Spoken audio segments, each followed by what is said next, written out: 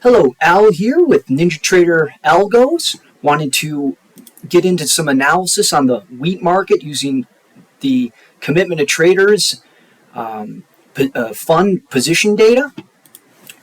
So the price of wheat is actually below where it was when Russia invaded Ukraine. And you'll notice down here, the red line here, this is the commercial positioning, and they went from down 31,000, they were short 31,000 contracts, to long 15,000 contracts. And they bought every single week for the last 10 weeks.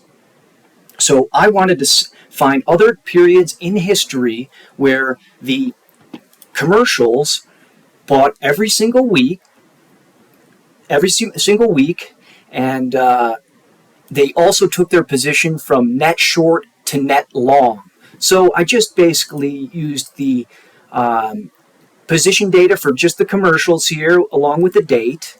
I calculated the difference. So this is just the logic I came up with to basically get to this point, where I have a list of dates where the condition is true.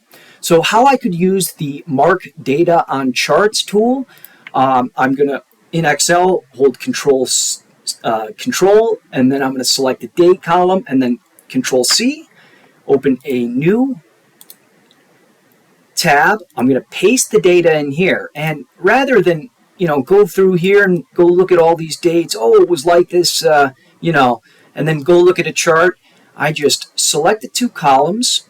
I go to sort, and I'm going to sort by all conditions true and largest to smallest. So now I have the dates that I want to examine closer. So how I can use this tool is I basically just copy the dates when the condition was true and very easily paste it into a Word document for which the indicator reads on. So I'm going to save the document, and I've already applied the indicator to the chart. I'm going to right-click on the chart, reload NinjaScript.